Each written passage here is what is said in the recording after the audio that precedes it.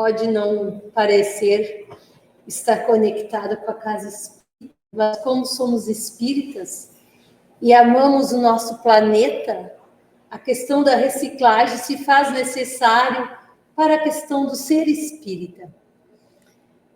E antes de começar a palestra, eu quero tentar tocar vocês numa questão da palavra Deus.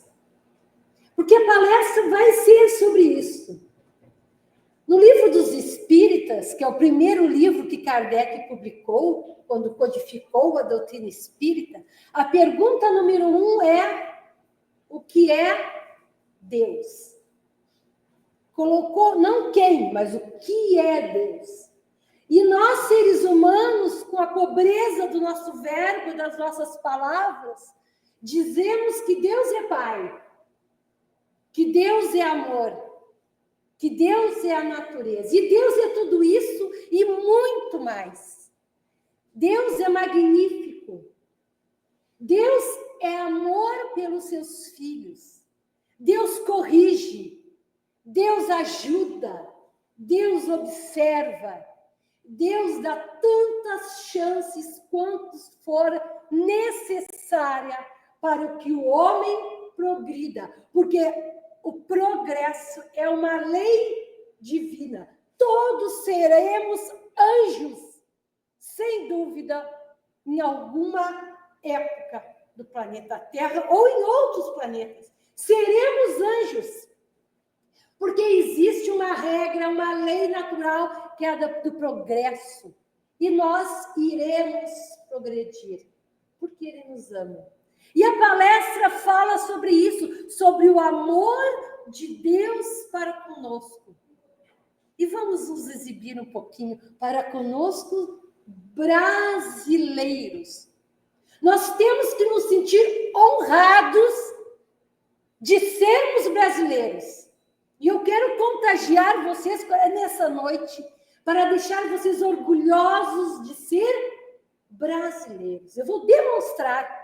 Eu vou mostrar, através dos meus estudos pequenininhos, que essa palestra é muito grande. Tem várias palestras sobre esse assunto na internet. Busquem para vocês verem o quão linda ela é.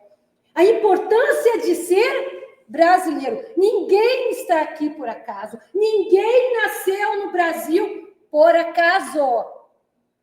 Vou renascer. Onde é que eu vou renascer? No Japão? Na China? Acho que eu vou para o Brasil. Não funciona assim. Você vai para o Brasil porque tem um objetivo lá no Brasil. O Brasil tem um objetivo. E essa minha palestra está embasada num livro. Então, vamos começar. Que eu começo a falar, depois me empolgo e aí se vai o tempo. Então, a importância do Brasil no mundo. Terra, um organismo vivo. Para os gregos, os grandes filósofos, Platão, Sócrates, que foram os percussores das ideias cristãs e do espiritismo, se a gente abrir no Evangelho, lá no prefácio do Evangelho, está Sócrates, está Platão. Eles diziam que a Terra era Gaia, eles chamavam a Terra de Gaia. Era a mãe dos deuses gregos. Eles achavam que a Terra tinha vários deuses, tinha Hércules, tinha Tritão, tinha vários deuses, e a Gaia era a mãe deles. E passou para a história com a teoria de Gaia. A teoria de Gaia nada mais é que diz que a Terra é um organismo vivo. E aí a questão da doutrina espírita trabalhar a reciclagem. Olha que interessante, tudo se encaixa, tudo é perfeito. Deus é perfeito. E como a Terra é um organismo vivo, os países são como células, são como órgãos, os continentes que se encaixam como engrenagem que faz a Terra se movimentar, a Terra se prosperar. Cada país tem a sua função no planeta Terra. Houve épocas que a Inglaterra, a França era um polo de grande conhecimento, Tanto é que a doutrina espírita veio da França. Temos as expansões marítimas, que veio de Portugal, Espanha com seus naviozinhos, no mar sem satélite, sem bússola, com bússola tinha, mas sem satélite, sem aqueles motores. Eles cortaram o mundo de ponta a ponta. E o Brasil? Aonde que fica nessa engrenagem? Então, qual a função do Brasil na engrenagem espiritual? E o que Jesus espera de nós, brasileiros? Ele tanto espera que fez nós reencarnarmos aqui no Brasil. Essa palestra está embasada no livro do nosso amado Chico. E antes, me esqueci, antes de continuar a palestra, o nosso querido Divaldo Pereira Franco desencarnou.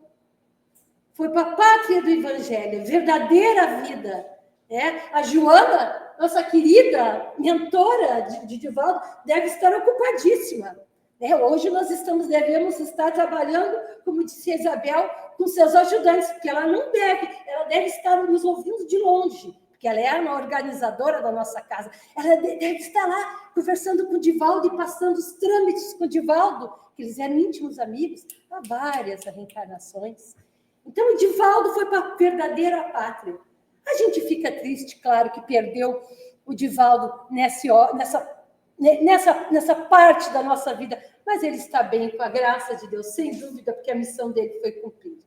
E assim como o Chico, eles devem estar conversando com o Chico, porque o Chico já está lá, já tem o conhecimento já está mais adaptado com o plano espiritual, porque não é assim, morreu, né? Já se adaptou, não, tem um processo, né?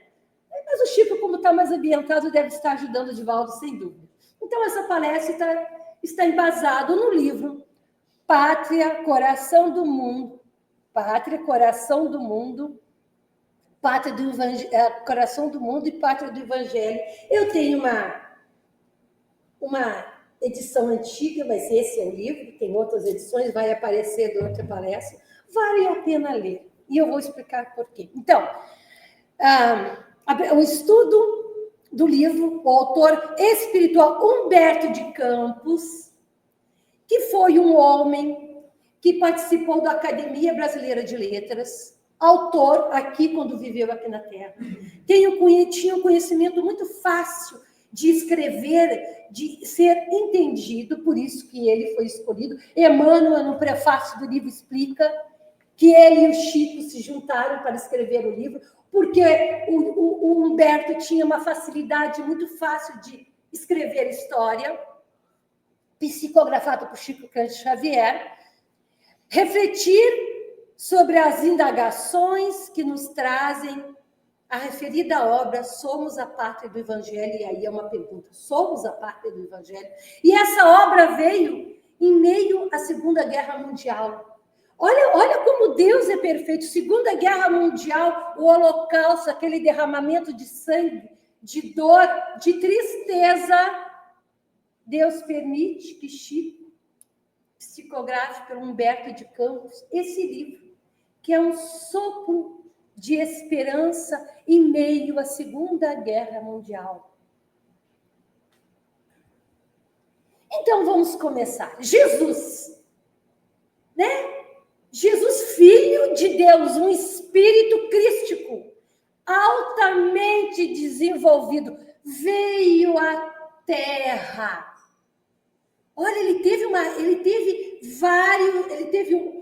vamos dizer, um processo muito difícil de ir descendo as energias e mantendo as energias para reencarnar aqui na Terra, já que era um espírito muito desenvolvido, mas veio aqui na Terra. Então, enviado por Deus para governar o planeta Terra. Veio à Terra assumir um corpo semelhante ao nosso, veio nos mostrar o caminho. É possível amar sobre todas as coisas. Ele conviveu conosco, tornando-se visível e tangível. Paulo e Estevão, um romance do Chico Xavier, primeira era cristã, está ali. Jesus caminhando na Terra. Leiam um romance maravilhoso do Chico Xavier.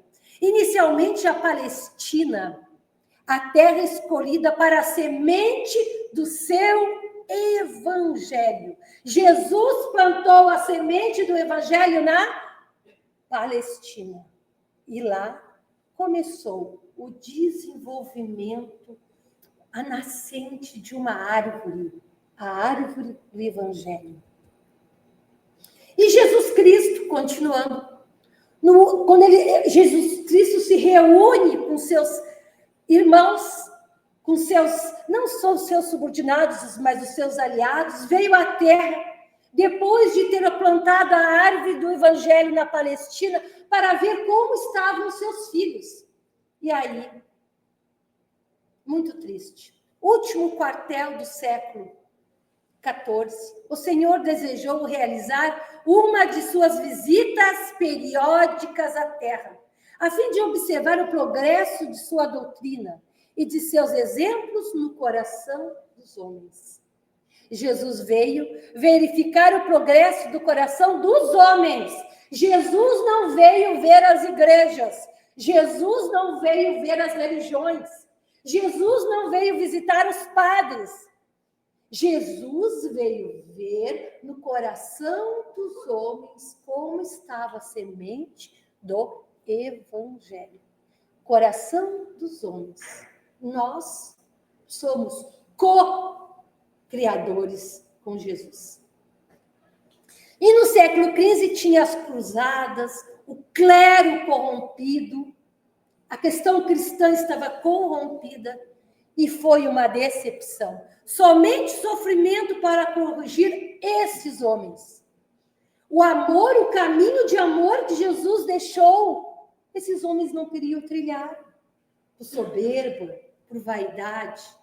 E aí teve que vir a dor. E a dor é um pão que às vezes nós necessitamos comer, um pão meio amargo, mas eficiente.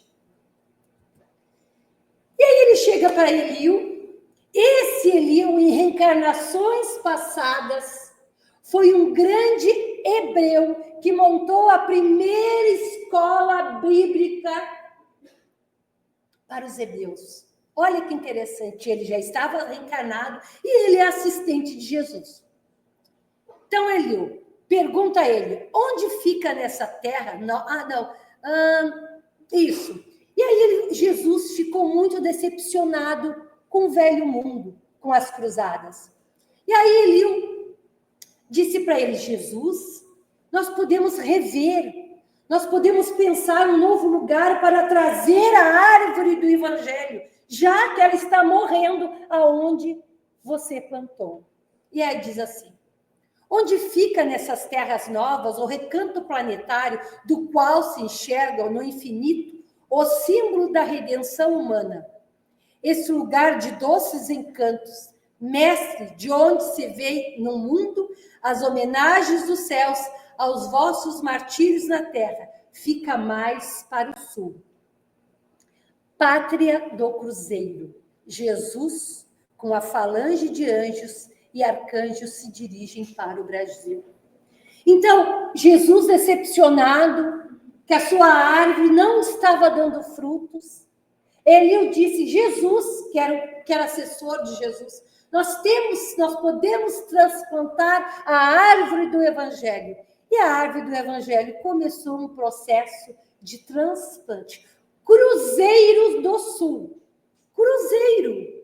A cruz de Jesus. As estrelas, Cruzeiro do Sul.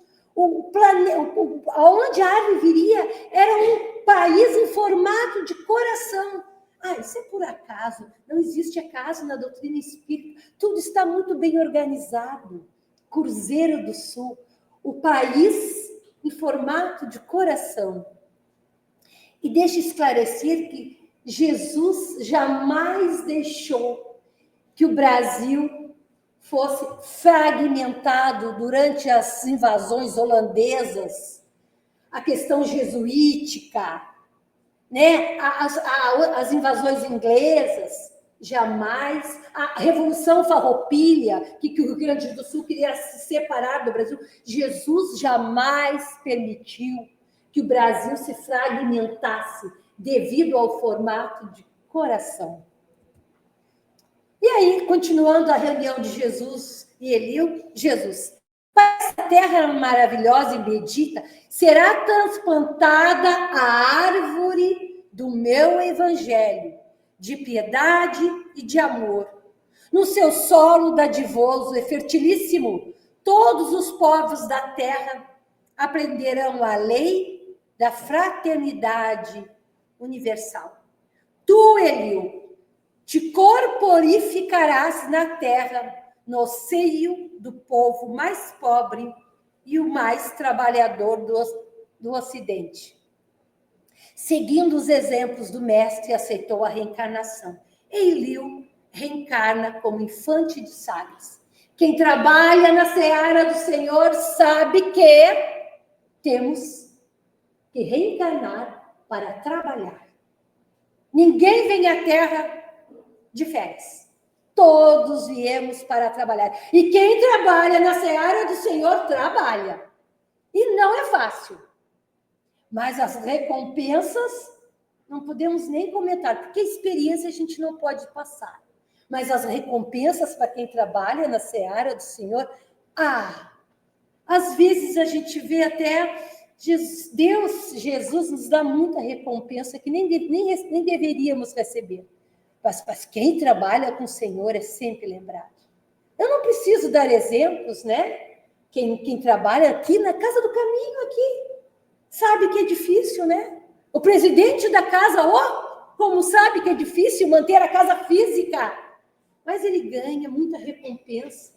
A gente tem muitas alegrias, a gente é muito afagado pelos seus espíritos de luz. Então, Eliú, amigo de Jesus, trabalhando ali com Jesus, se Jesus, que era filho de Deus, veio para a terra e sofreu, por que Eliú não viria? E Eliú, como era um espírito maravilhoso, e era hebreu, e já conhecia a árvore que Jesus plantou na Palestina, veio. Veio como? Veio como infante de Sagres. Infante de Sagres era um espírito muito, muito desenvolvido intelectualmente. Foi ele que desenvolveu a questão marítima de Portugal. Porque as coisas não se acontecem assim.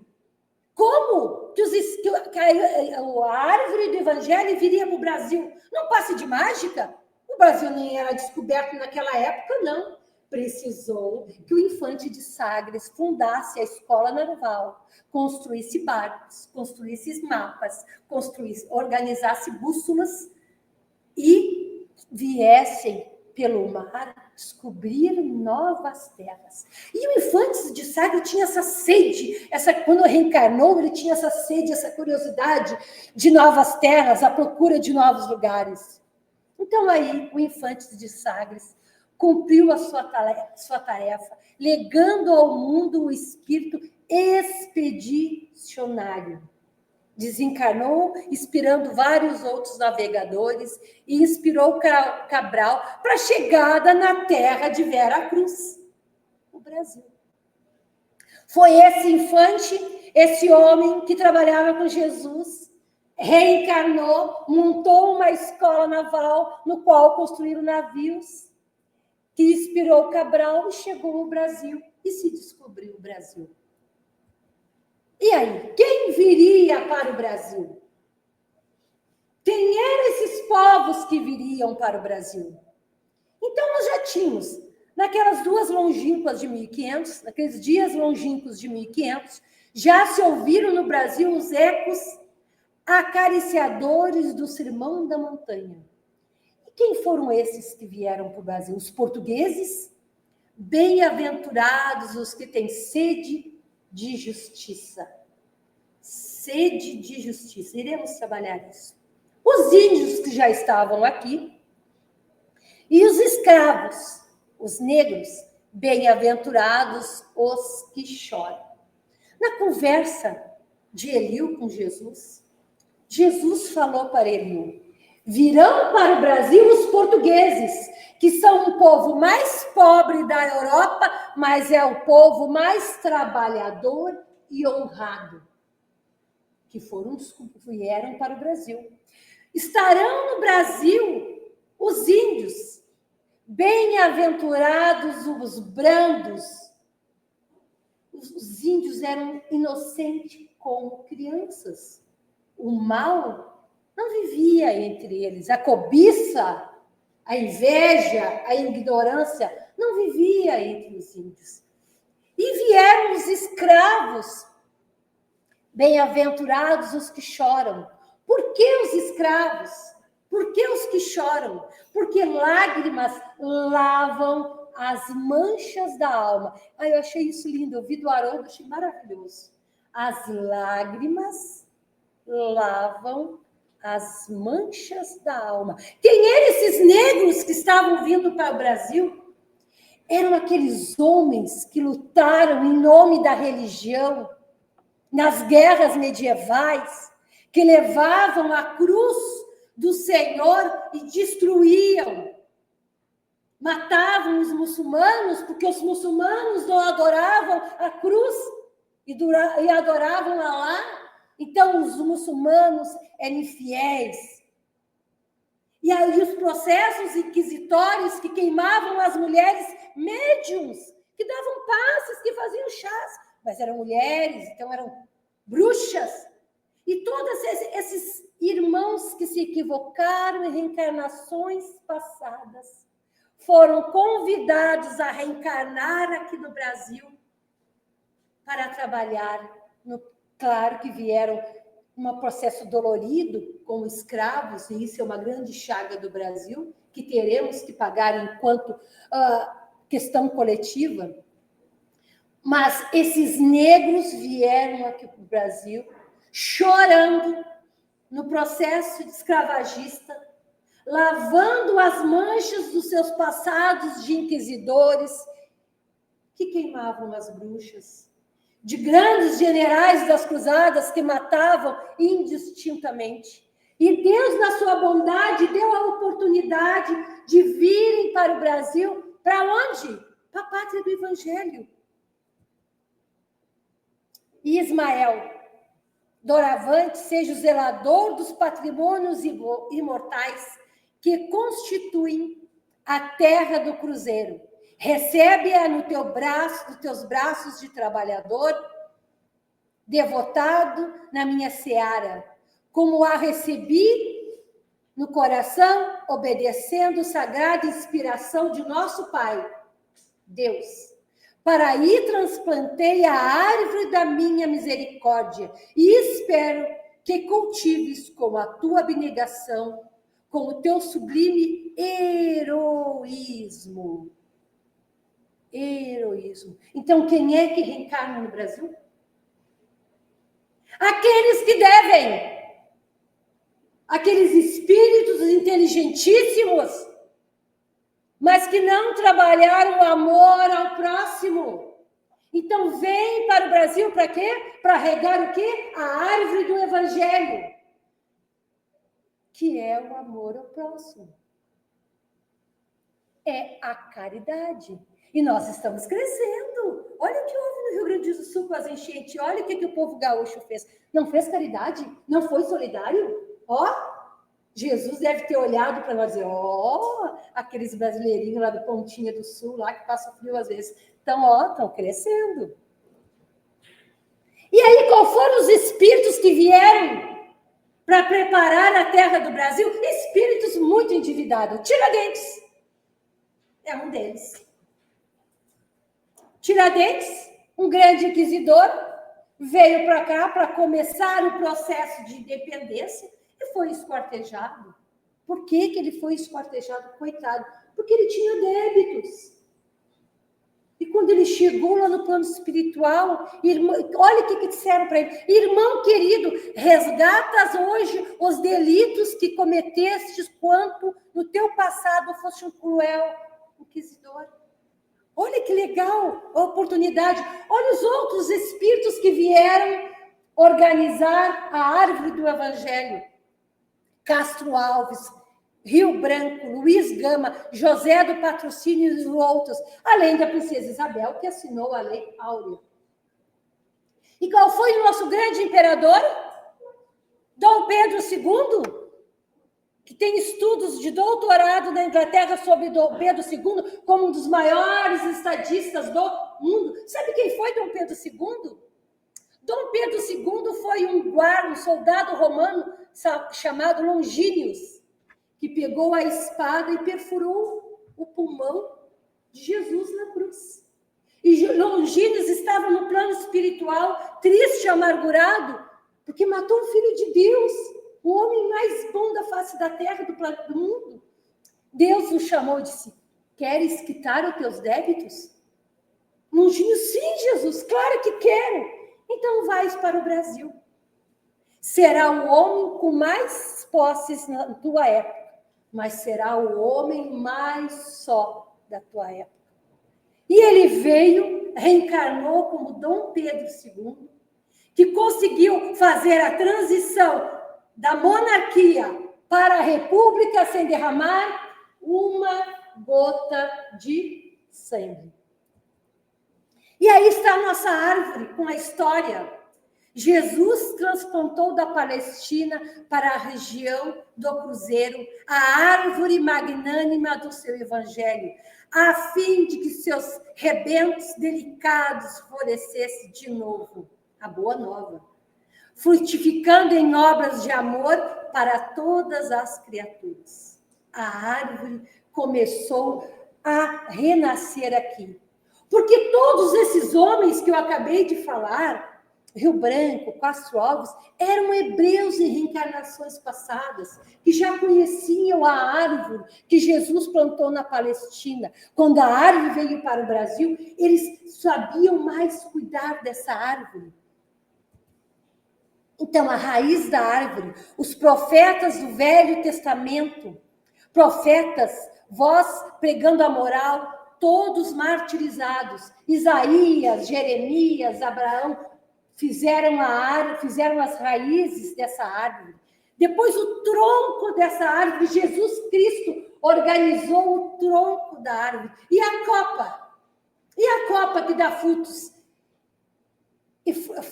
e flores? Veio em 1857, com a organização da nova revelação, através de quem? De Allan Kardec. A copa, terceira revelação, o Consolador prometido de Jesus. Esses são os frutos. Então, a árvore do Evangelho foi transplantada para o Brasil, que através da doutrina espírita está dando frutos e flores.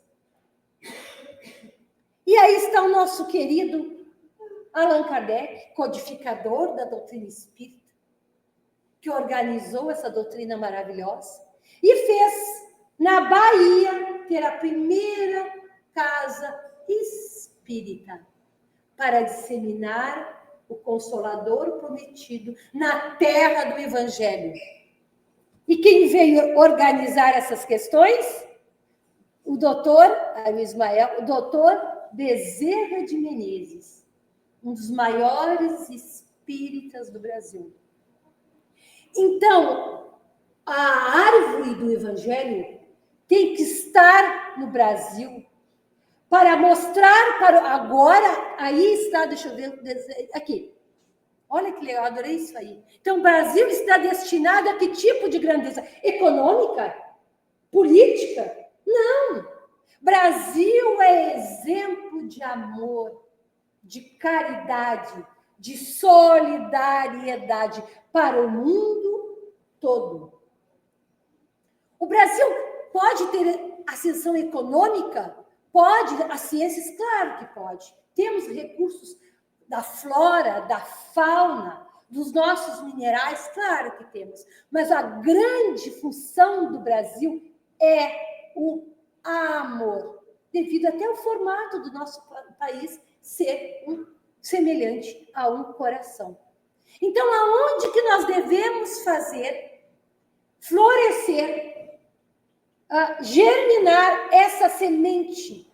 Essa árvore deve ser mais cuidada. Qual é o primeiro lugar que essa árvore do Evangelho de Cristo deve crescer?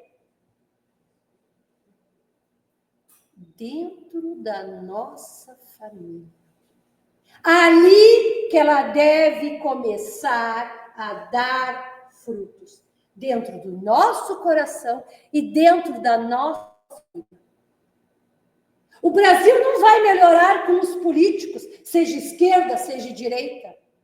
O Brasil não vai se desorganizar pelos problemas do INSS, com essa grande corrupção, pela questão da Petrobras, que foi corrompida.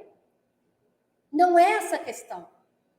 Essas questões de organização política, Deus está no comando, Ismael está no comando.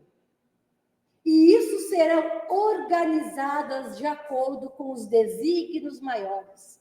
Agora, onde está a verdadeira mudança do Brasil? Dentro da nossa casa, dentro do nosso lar, que tem que começar a trabalhar as questões de justiça, de amor, de honestidade, de caridade para com os nossos filhos, para com os nossos queridos.